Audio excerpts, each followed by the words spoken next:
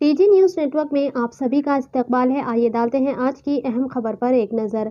Hyderabad south east zone के Kanchanbagh police station के इक़दाम कत्ल के एक अहम मुकदमे में एक मुलजिम हुए गिरफ्तार। ये कार्रवाई चंद्रायन गुट्टा डिवीज़न के हुदूद में की गई। मुकदमे की तफ्तीश के वाक़या 4 अक्टूबर 2025 को शाम तकरीबन 5:30 पर ओवैसी स्कूल हाफिज बाबानगर के करीब पेश आया। शेख खादर अली ने पुलिस को बताया कि इनके बेटे शेख सैफ पर ताहिर बिन अब्दुल्ला बरावर अहमद नामी शख्स ने माली तनाज़े की वजह से हमला किया।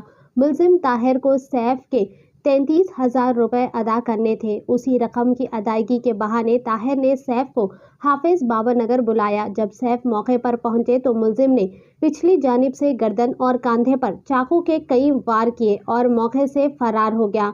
जख्मी शेख सैफ को फौरी तौर पर ओवैसी हॉस्पिटल मुंतकिल किया गया। तफ्तीश से ये बात सामने आई है कि मुलजिम ताहिर और मुतासरा सैफ आपस में दोस्त थे, लेकिन ताहिर शराब और गांजा जैसे नशे का आदी था। रकम की अदायगी में ताखीर और फिर मुतासरा की तरफ से तौहीन अमेज रवैये ने मुलजिम के दिल में इंतकाम का जज्बा पैदा किया। मुलजिम ने कत्ल का मंसूबा बनाया। अपने दोस्त के फ़ोन से सैफ को बुलाकर एक चाकू लेकर हैदराबाद के चारमीनार इलाके में मुलाकात की। जब वो ओवैसी स्कूल के करीब पहुंचे तो मुलजिम ने मोटरसाइकिल पर पीछे बैठे हुए सैफ पर कातलाना हमला किया। कंचनबाग पुलिस स्टेशन की टीम ने खुफिया इत्तला की बिना पर सुबह 6:30 बजे मुलजिम ताहिर बिन अब्दुल्ला बरावर अहमद को शिवालाल नगर कंचनबाग के करीब से हिरासत में ले लिया। बरामद शुदा अशिया में एक चाकू और मुलजिम के इस्तेमाल शुदा एक एक्टिवा गाड़ी शामिल है।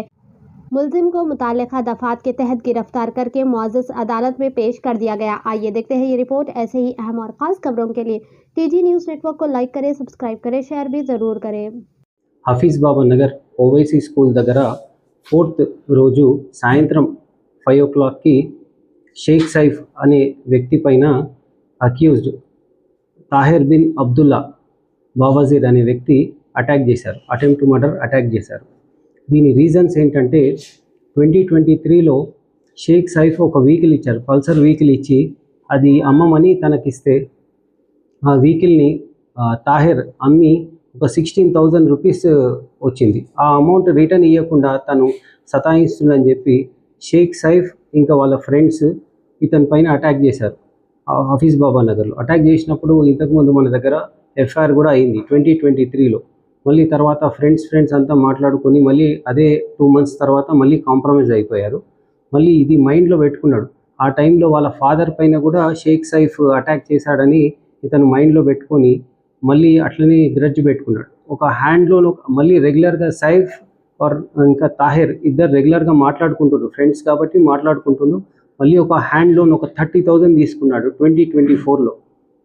ఇది బట్టల బిజినెస్ పెడతాను నేను, దానికి ఒక 30,000 ఇవ్వమంటే తన దగ్గర హ్యాండ్ లోన్ కూడా తీసుకున్నాడు. ఒక 10,000 రిటర్న్ ఇచ్చాడు, 20,000 ఇవ్వలేదు. ఇది మైండ్లో పెట్టుకొని మళ్ళీ రీసెంట్గా 4th రోజు అతనికి ఏదైతే అమౌంట్ ఇవ్వాలనో అది రిటర్న్ ఇస్తా అని చెప్పి అతన్ని రమ్మని చెప్తే అతను రాకపోతే ఇతనే వెళ్ళి అక్కడ అతనితో మాట్లాడి ఒక 5,000 అన్న నేను రిటర్న్ ఇస్తా, నీకు అమౌంట్ అవసరం ఉంది కదా అని చెప్పి అతన్ని మాయమట్టలు చెప్పి ఇక్కడికి తీసుకొచ్చిన తర్వాత వాళ్ళ ఫాదర్ దగ్గర ఉన్న అమౌంట్ ఇంటికి వెళ్ళి తీసుకొద్దామని చెప్పి తీసుకొచ్చిన తర్వాత ఓవైసీ స్కూల్ దగ్గర అతని పైన అటాక్ చేసి మళ్ళీ అక్కడి నుంచి పారిపోయాడు. ఈరోజు మనకు ఎర్లీ మార్నింగ్ 6 o'clockకి ఇన్ఫర్మేషన్ వచ్చింది.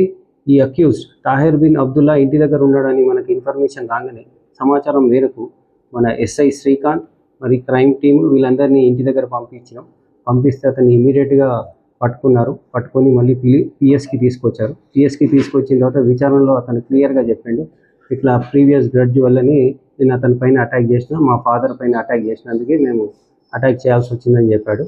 అతని దగ్గర మనము ఏదైతే వెపన్ యూజ్ చేసిండో ఆ నైఫ్ అది సీజ్ చేసినాం, అలాగే సెల్ ఫోన్ కూడా ఒకటి సీజ్ చేసినాం. ఏదైతే వెహికల్ పైన అతను వెళ్ళి తీసుకొచ్చాడో ఆ వెహికల్ కూడా మనము సీజ్ చేసి ఇప్పుడు అక్యూజ్ని రిమాండ్కి తరలిస్తున్నాం.